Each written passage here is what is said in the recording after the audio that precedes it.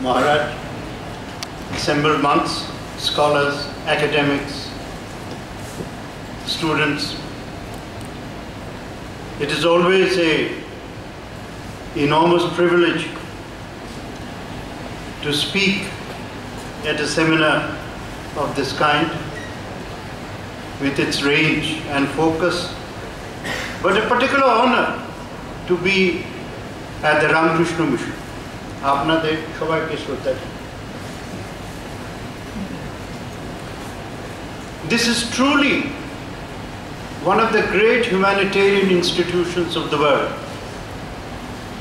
because as so often said and insisted upon by Swami Vidyamandira, if there is one route to that horizon called the future, then that route is through education. Along with that, he stressed the great importance of gender emancipation as one of the founding principles of modernity. And I may add that, at least in my knowledge, he was the very first person to do so. Very first person to do so. One of the great misfortunes of our country, of our society, has been that he left us too early. If he had fought, if he had led the way alongside Gandhiji, we may yet have seen an even better 1947 than we saw. The theme of our conference today is the development of India's foreign policy since 1947. 1947 was a birth year. But as should be commonly known and commonly understood, every birth has a pregnancy story. We cannot understand the trajectory of a foreign policy without understanding what happened in the previous 30 years. And in the previous 30 years, before 1947, the world and world history changed as never before. And when I use the term never before, I use it consciously. I do not use it as exaggeration. There was a fundamental change in the making not only of the geopolitics of the world, but also the patterns of power which shaped human existence. What happened in these years?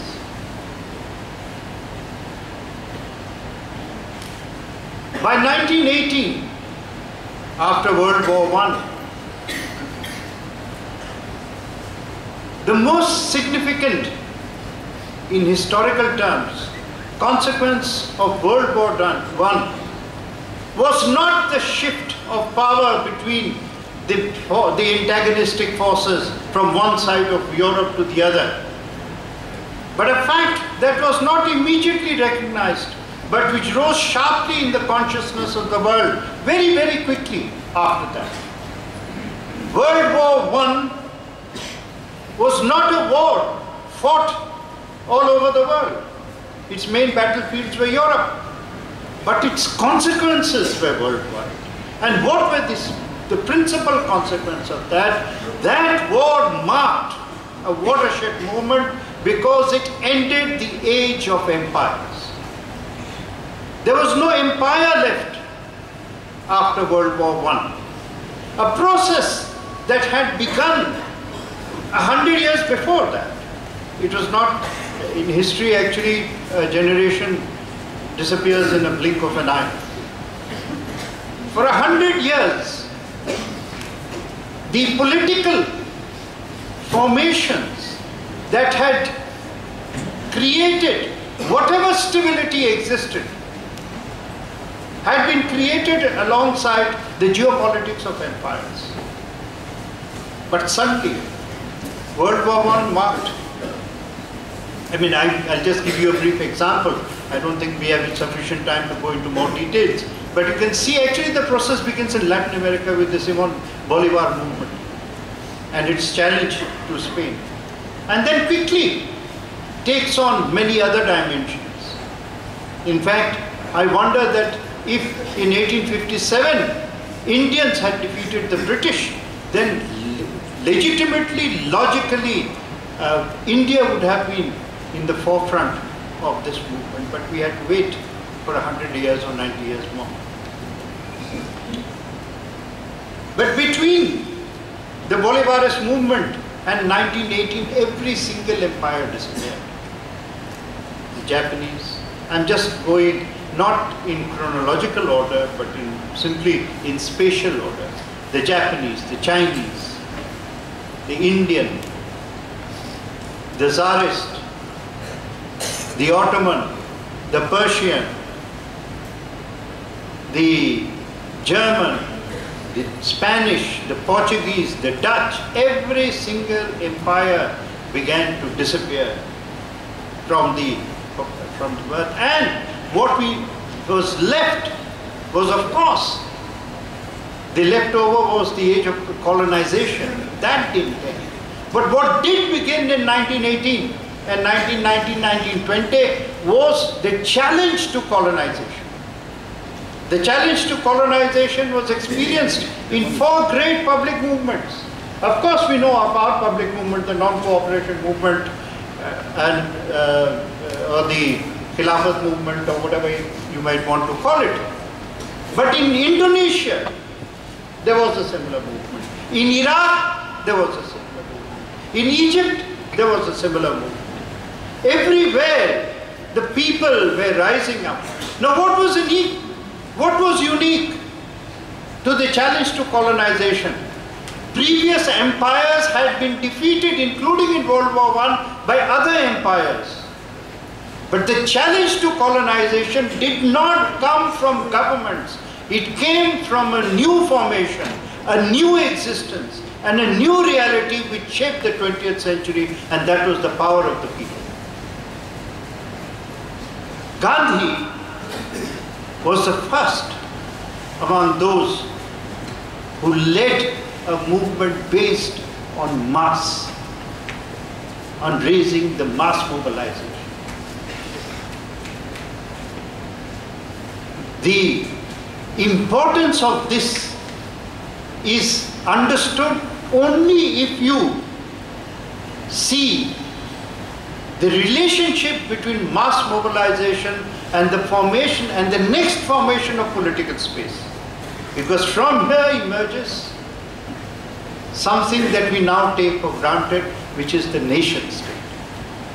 The nation state begins to come into its own after 1918 and becomes the defining, or it becomes the basic building block of the architecture.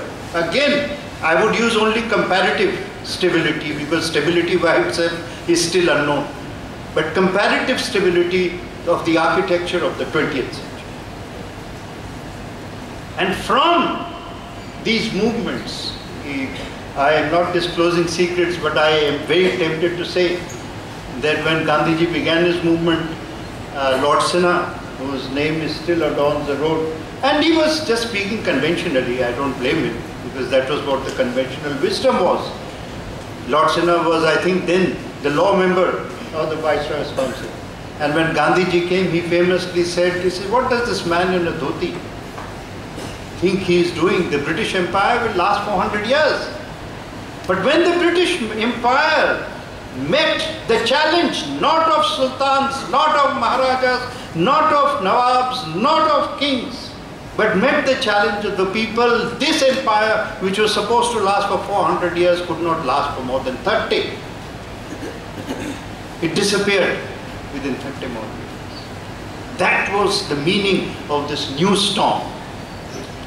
Mass mobilization and nations built on the basis of popular will were in fact logical components of a larger movement and a larger. The India's sense of itself and the foreign policy of the Indian freedom movement was founded, therefore, on a challenge to colonization. And colonization by itself, of course, has to mean that it was a foreign power. It so happened that in our case, the foreign power was British.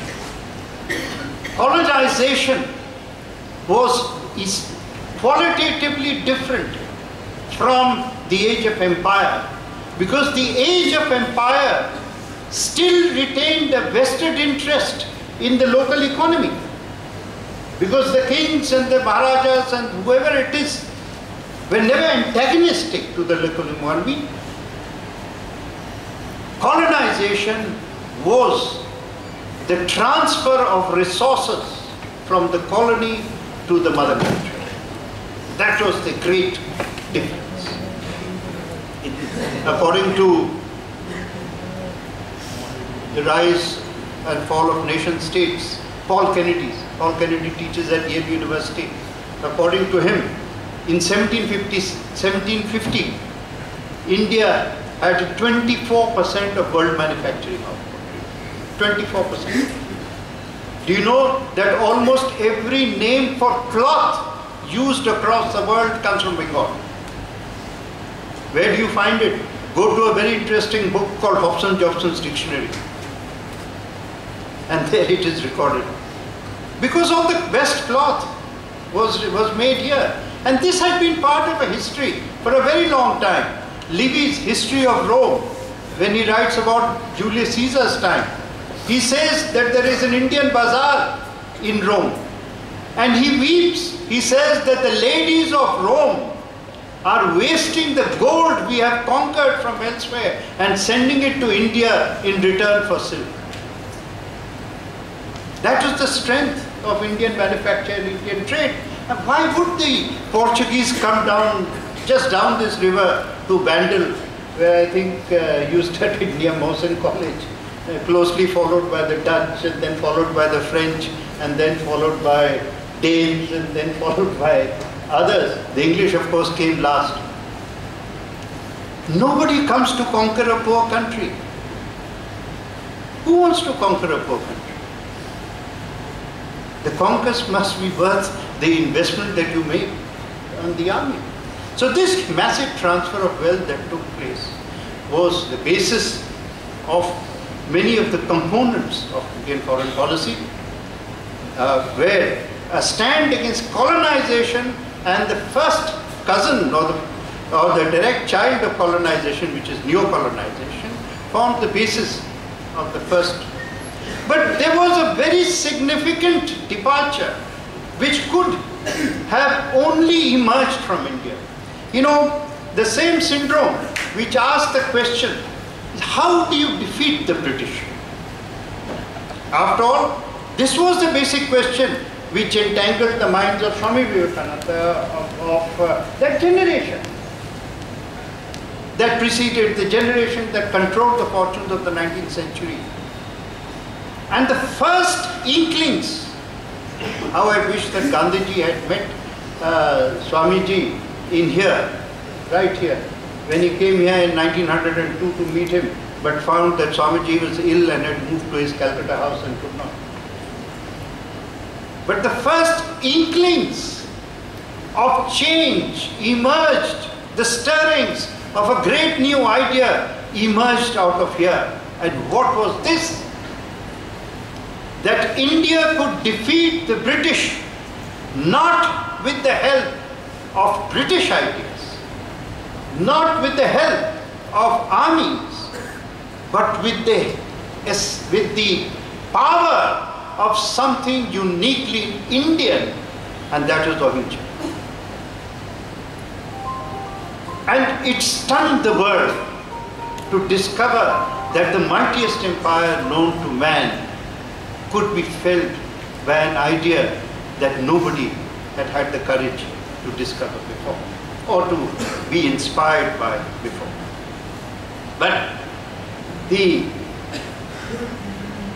important for our purposes today is that the first the first philosophical basis of India's foreign policy was to give flesh to the collateral components of independence. We had to protect our independence, and foreign policy was an extremely important part of this protection.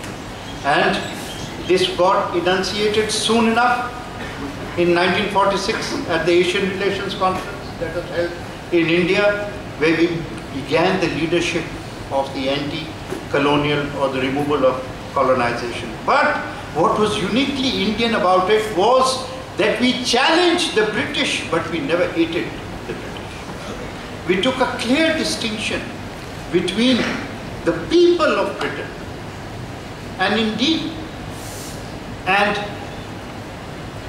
the operational tactics of the British state, or even the objectives of the British state. And that is why uniquely Gandhi could be cheered when he goes to Manchester in 1931 or 32, I think 31. And this was extremely important because the bitterness of colonization never translated into a foreign policy reality. Today, the distance between Algeria and France is still large. Memories are still very powerful. But in our case, we became members of the Commonwealth in the hope that a new future could be found through a humanitarian philosophy for the world. Of course, there were skeptics who never understood what philosophy had to do with foreign policy. But at least we retained our focus, we retained our bearings. This was manifested in Panchshila, this was manifested in Bandung. The trouble was, this was manifested in Hindi Chini Bhai Bhai. This was manifested in relations that India had in its first 15 years with almost every country in the world. The only country with which we had a problem was a country to our west, which emerged not out of a philosophy of independence, but out of a culture of dependence. The struggle for Pakistan was founded on dependence of British rule, and this was quickly reflected in their foreign policy almost immediately after they got their freedom. But there is a reason for that. There were two inheritances, therefore, on the subcontinent. We inherited the ideas of the Indian freedom movement. Our neighbor to the west inherited the ideas and the thinking of the British colonial presence. They were still fighting. They immediately joined the Cold War. They immediately joined the relationships that were designed to continue war by other means. The 1950s, where that decade or those 15 years were an era when just about everything, at least in foreign policy terms, if not in economic terms, seemed to fit into place and in an emerging new world. But it didn't last. To cut a long story short, both Bandung in principle, Panchshil at its heart, disappeared effectively with the 1962 war. 1962 war ended what might be called marked the end of the dream phase of our foreign policy. And very soon, the idea that non-alignment was also one of the fundamental pillars through which we could shape the world began to wither. By the 1980s and 1990s, I mean, it was obvious that non-alignment works only when there is alignment. When one pillar of alignment disappears, then it takes away also the space in between, even if it leads a little chaos in the center. The years of not uncertainty, but I am always reminded of Matthew Arnold's famous phrase. Matthew Arnold, for those who may not be aware, was a rather obscure English poet. I mean, most of whose writing deserves obscurity, but at least he said one very sharply brilliant thing, which is one world is dead and the other is involved. And in that space of fog, nations continued foreign policy, but purely as pragmatic equations, which were nation based. They found that multilateral bodies also, particularly the United Nations, seemed to promise far more than they could deliver. It was in this process that we made our second and dramatically significant assertion.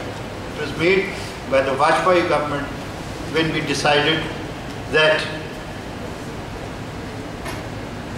if the two basic components or the driving motivations of foreign policy are the security of the state and the prosperity of the nation. This is what foreign policy really is or should be all about. Then India had to join the nuclear powers. And the moment we went public with our nuclear power, our presence and our place in the world changed. That change had to be tested, and that test could only occur through time. But India negotiated the post-nuclear phase of its foreign policy with great confidence, with a confidence that sometimes its economic situation might not have necessarily deemed very wise. Never forget that in 1991, we had to send our gold to London as collateral for debt. Despite that, the assertion of India as a nation which had begun to discover the contours of its destination in the 21st century began to emerge in the consciousness of the world. Economic reforms propelled this forward as well. People realized that India's search for security and prosperity was now at last on a significant footing. Every century has its critical moments. This century's critical moments for us, and I think for the world, revolved around 9/11 in America and the huge consequences, and the Mumbai terrorist attack. These two events, more than anything else, defined for the world an old aphorism. Ever since the Shastras described peace till today, the meaning of peace has not changed. The meaning of peace is still the same. You had just chanted the verses that define peace. It is the meaning of war that keeps changing. And the world discovered that now war had taken a dimension that was unprecedented. A dimension through terrorism that was not merely the most menacing form of war that we had seen, but it was also morally repulsive and evil that challenged the very existence of mankind. Now, why do I make this point that it challenged the existence of mankind? Or if I took a poll just now, I think 90% of you, 95% of you would say that the real challenge to existence is nuclear threat. That if nuclear war breaks out, everything will be obliterated. So why do I call terrorism the larger existential threat? Because terrorism challenges us not through the prospect of death, but by destroying the humanity that binds relationships within societies, within human beings, and within the collection of nation states. Why? What are the objectives of terrorists? They challenge the nation state itself. They do not believe that nations have been created through the popular will, and a popular will defined through culture, defined through language in many places, defined through geography in some others, whatever historical facts. Every nation has a history which goes beyond the boundaries of memory.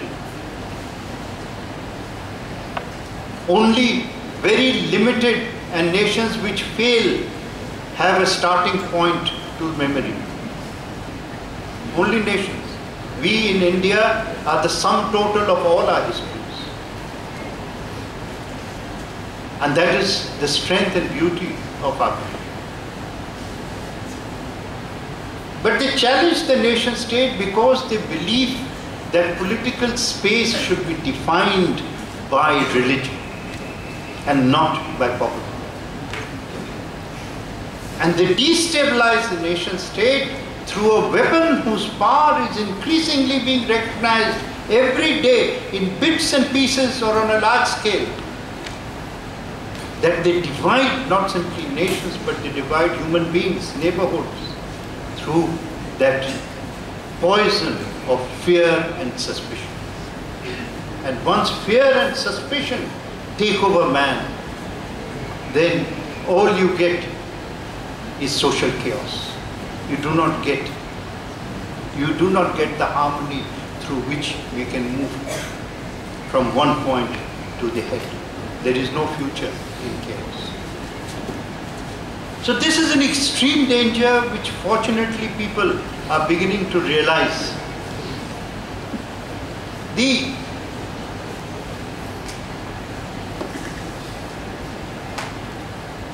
Today, the conflicts that rage across the world are not simply the conflicts of violence, they are conflicts of ideology. They are conflicts between those like us who believe in faith equality as the basis, as a fundamental basis of constitution and behavior.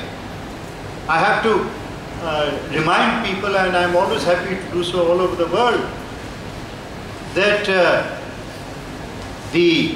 every morning in India begins with the azan. It is followed by the temple bells of a Hanuman temple, followed by the recitation of the Granth Sahib in a Gurdwara, followed on Sundays by the church bells. This has not because in 1950 we adopted a constitution. This has been going on for thousands of years, or as long as every faith came in. We are a faith equality society and a faith equality people, not because a constitution gave it to us. We gave the constitution based on our philosophy. But today the fight is between those who believe in faith equality and those who believe in faith supremacy. And that is what you see in the various Salafist and Jihadist and Islamist movements. that these are votaries of those who believe that only one faith is a viable option, which in a large community of nations is extremely is a non-sustainable proposition apart from being completely immoral. So the challenge before our foreign policy as well as our domestic policy is how to awaken the world to these emerging realities and how to get unity among the world. And you will see how much in the last 3 years, the intense effort to raise international awareness about the dangers, both the ideological and well the physical dangers of terrorism, has created how much of an impact that the Prime Minister Narendra Modi's intense effort has led to such rewarding results. It is not simply that today America has now made this a part of its frontline policies, non-negotiable. But look at the BRICS statement, the joint statement that emerged out of BRICS and emerged out of from a meeting point in China, where it roundly and categorically condemned this. So to understand the nature of conflict, to find solutions to it, obviously has to be a great objective of any foreign policy. Second, on security.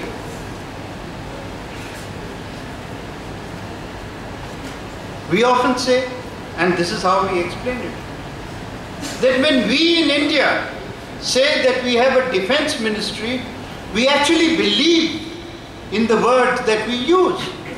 We have a defense ministry. We do not have an offense ministry. We do not use our military resources to intrude, to invade, to occupy. On the other hand, we understand the meaning of defense. And the meaning of defense is not 1 inch of our land will be compromised, not one Indian shall lose his life without someone being held accountable. The defense and security of the citizen and of our country and of our land is paramount. And I can tell you that this message is striking, is getting massive endorsement from the world. Because this, people understand that it is a very mature position.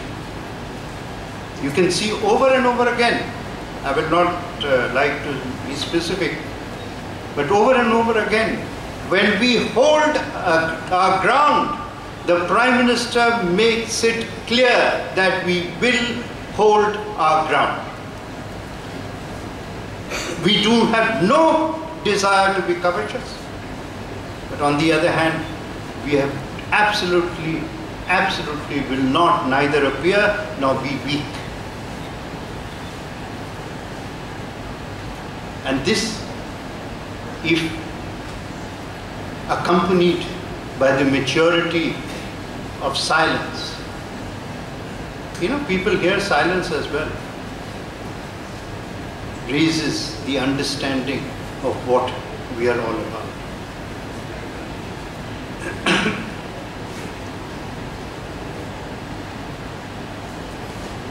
It is our objective that we led the 20th century in only one aspect. Let's be truthful. We led the 20th century in the great struggle against colonization. Colonization began in India, and the day colonization died in India, colonization as a project disappeared. After 1947, it was not possible to hold on to Africa. It was not possible to hold on to India, because if the jewels in the crown had been lost by London, then the other artifacts were not going to be able to remain in their control. But the challenge this year, in this century, if the last century was the century of the nation state, this century is going to be the century of sovereignty. The nation state created the basis of assertions of sovereignty. And sovereignty means that there are no big nations and small nations. There are equal nations. Sure, every nation does not have the same capacity. It would be very foolish to suggest so. Capacity itself is a dynamic. Our capacities 10 years ago, even our Indian capacities 10 years ago, were not the same as our capacities today. So capacities change, but rights do not change. Obligations do not change. Duties do not change. In the fraternity of nations, the right to equality does not change. There was a phase in which an oppressive empire was replaced by what can be called theoretically the idea of a benevolent empire. But even that benevolent empire, the empire part of it quickly destroyed the benevolent part. Nations have emerged at a rapid pace towards the last 25 of the century, with an equal pace that they emerged in the second quarter of the last century. But this century will be an assertion of sovereignty. It will also be an assertion of prosperity. In the 20th century, prosperity was defined by growth. Now, prosperity will be defined by growth plus something else. It will be defined by growth in which the resources of growth are spread as a right, not as a donation, are spread to the poorest of the poor at the fastest pace. The wealth of a nation will not be measured by the treasury.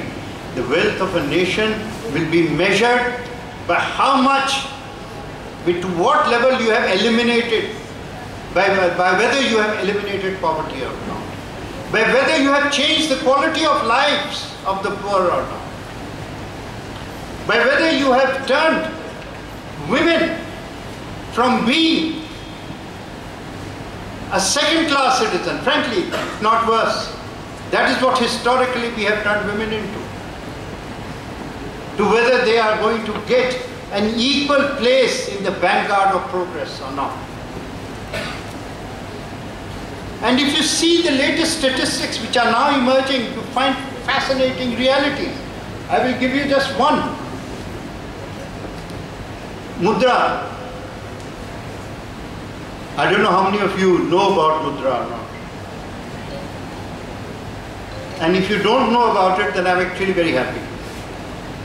Because Mudra is a program meant for the poor. For those hundreds of millions, Swamiji, who dream of entering this world, but are not able. They are also there. They are there in Bhadreshwar, where I was born. They are there in Tellipar. For them, this hall is part of their fantasy. And Mudra is meant for them. Some 90 million people now have taken these collateral-free loans for very small businesses. Ponga Banavarjan, sewing machines, chicken farming, means of livelihood.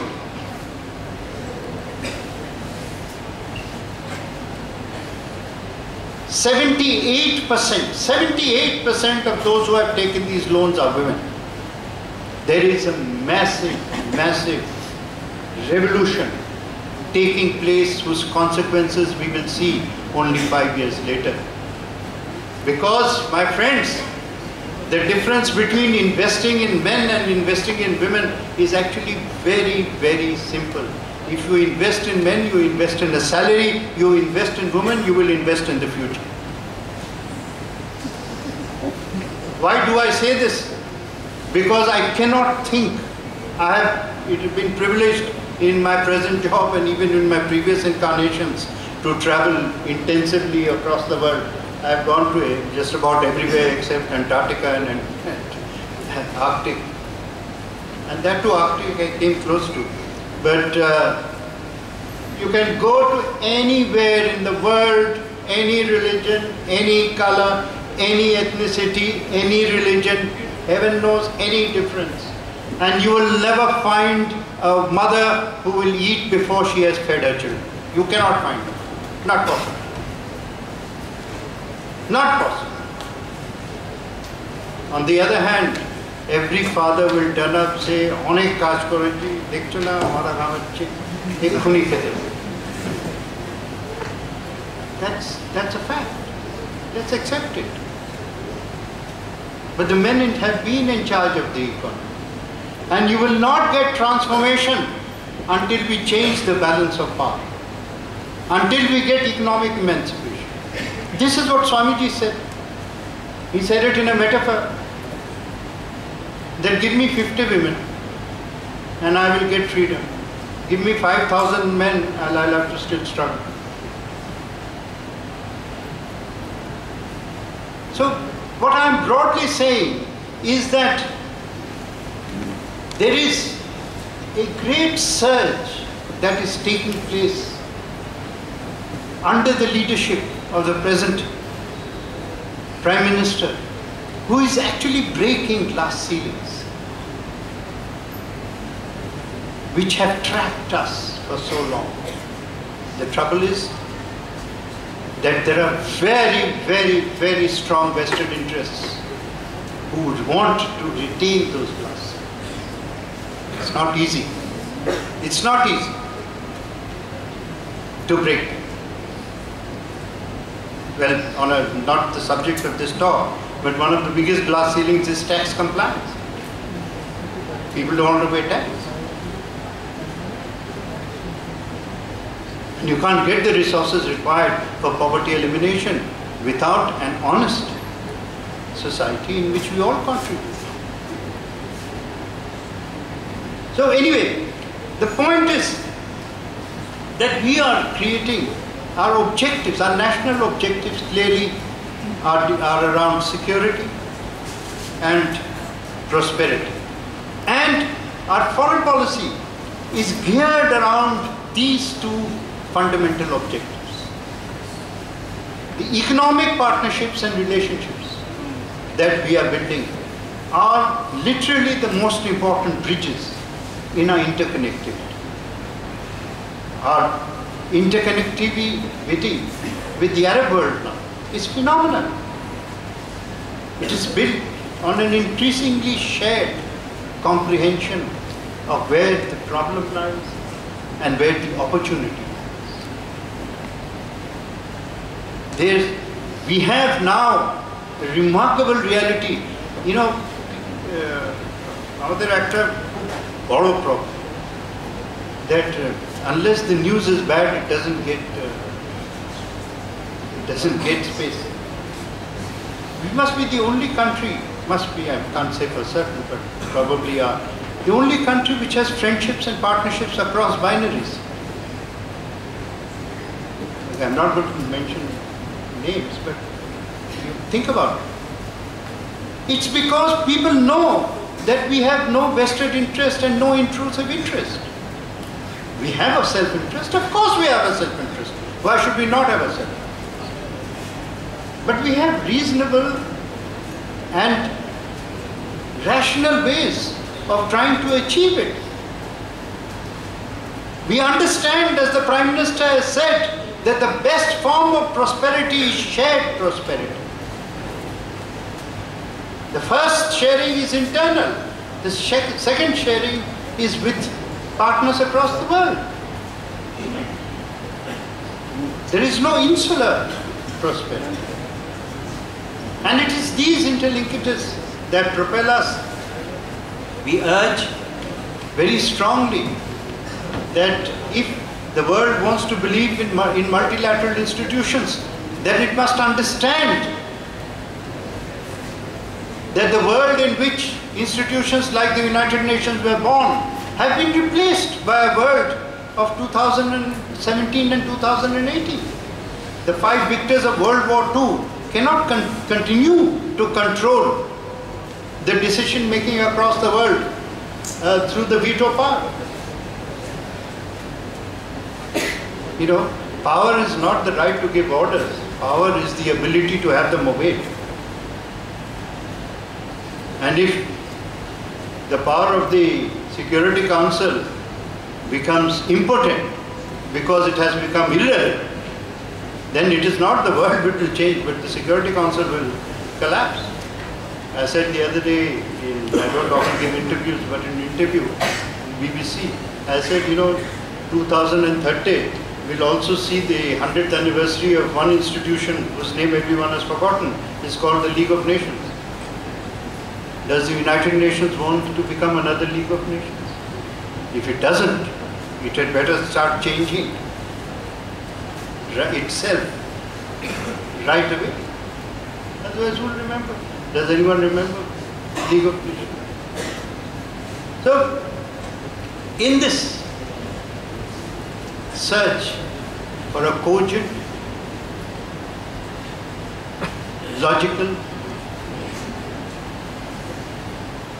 principle, after all, to draw very strict red lines against intrusion is based on principles. To tell the world, including our neighborhood, that we are always ready to talk, we are always desirous of peace, but we will talk peace only when the environment is peaceful. We will never be blackmailed.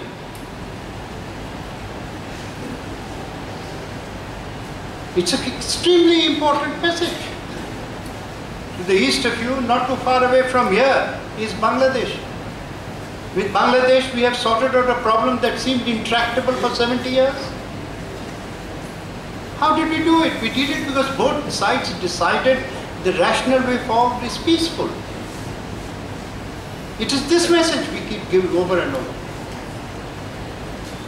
That we will not tolerate any attempt to create success around that mirage, dangerous mirage called violence. It is this objective, this philosophy, this view of the world that sustains the current application of our foreign policy. I would just want to leave you with one thought. If you stand in Delhi and look east, you will see a very interesting range of nations. Nations from Nepal, Bangladesh, some are Hindu, some are Muslim, some are Buddhist, some are Christian, and in fact the largest nation is atheist, Shinto. Just about every faith, really, or most faiths of the world are present in this conglomeration. But there is one thing in common in the arc to our east, including China and Japan, that by and large, everyone is searching for economic growth, for stability, and for a slightly better life for them.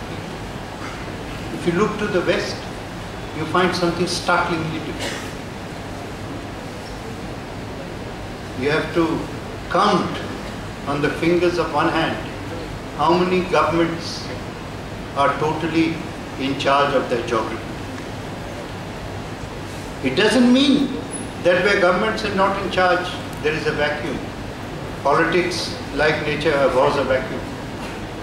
Somebody is in charge there, if the government is not.